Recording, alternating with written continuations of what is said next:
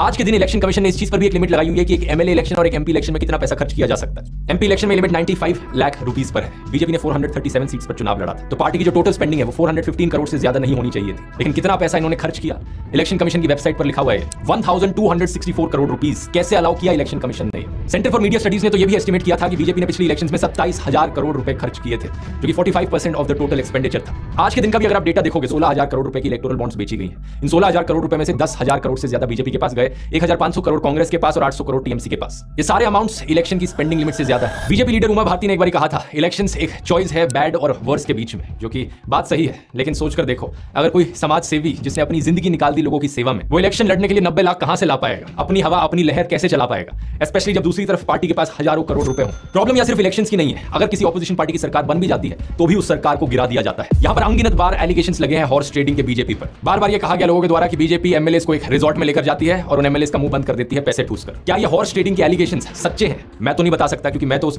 Resort के अंदर झांक कर देखता नहीं हूं। लेकिन आप खुद ही सोच लो, रिजॉर्ट के अंदर वो सारे एमएलएस बैठकर लूडो तो खेलेंगे नहीं। ऐसी चीजों में इन्वेस्टिगेशन करने का काम है इन्वेस्टिगेटिव एजेंसीज का। लेकिन सारी इन्वेस्टिगेटिव एजेंसीज अगर एक पॉलिटिकल पार्टी के इशारों पर नाचें तो इन आरोपों को कौन इन्वेस्टिगेट करेगा? अब ये सोचो, इन एमएलएस के घर पर क्या कहानी चलती होगी। जो नेता इन एमएलएस को खरीद कर घर आया है, अपने बीवी बच्चों को क्या कहता होगा? अरे कहां हो जी, जल्दी आओ, बहुत बढ़िया खुशखबरी लेकर आया हूं, जनता की आवाज को दबाकर आया हूं, लोकतंत्र का गला घोट कर आया हूं, लाओ जी लाओ मिठाई लाओ। और दूसरा एमएलए जो बिक गया है कुछ करोड़ पैसों के लिए, वो अपने घर में जाकर क्या कहता होगा? ये देखो मेरे बच्चों, कितना सारा पैसा लाया हूं, भारत माता के दामन पर आज हॉर्स ट्रेडिंग का दाग लगाकर आया हूं, लो मिठाई खाओ। ऐसे नेताओं पर काफी गुस्सा आता है, लेकिन साथ ही दया भी कि ये कितने मिजरेबल हैं, कितने नीचे गिरे हुए हैं। अच्छा, पैसे का लालच दिखाना और हॉर्स ट्रेडिंग करना तो सिर्फ एक तरीका है। इससे नहीं माना कोई एमएलए तो दूसरा तरीका है इन्वेस्टिगेटिव एजेंसीज, ईडी का इस्तेमाल करना, ईडी की वेपनाइजेशन। पिछले साल 14 पॉलिटिकल पार्टीज ने सुप्रीम कोर्ट में कंप्लेन करी थी कि कैसे सरकार सीबीआई और ईडी का इस्तेमाल कर रही है ऑपोजिशन लीडर्स के खिलाफ। उन्होंने बताया कि 3,000 से ज्यादा रेड्स करी है इन्होंने पॉलिटिकल लीडर्स पर। 2014 से अगर कंपेयर करो तो 4 गुना का जंप देखने को मिला है ईडी केसेस में जो पॉलिटिशियंस के खिलाफ चल रहे हैं, और 95% केसेस सिर्फ ऑपोजिशन पार्टीज के खिलाफ। ईडी ने जवाब में कहा कि हमारा कन्विक्शन रेट बड़ा हाई है, 96% का कन्विक्शन रेट है, क्योंकि 25 केसेस के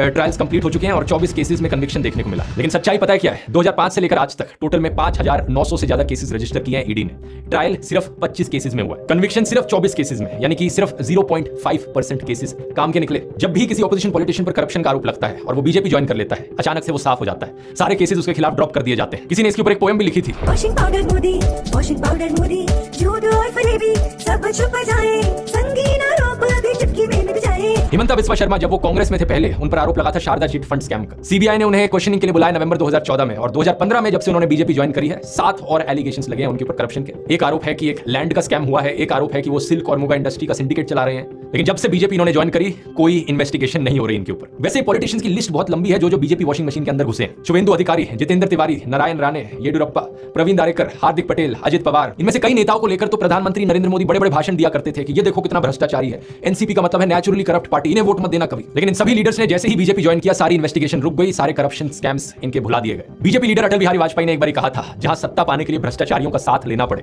ऐसी सत्ता को मैं चिमटे से छूना भी पसंद नहीं करता। अगर सत्ता हाथ में आती है तो मैं ऐसी सत्ता को चिमटे से भी छूना पसंद करता हूं। लेकिन वो जमाना ही कुछ और था। वो बीजेपी और आज की बीजेपी जो है, इसमें जमीन आसमान का अंतर है।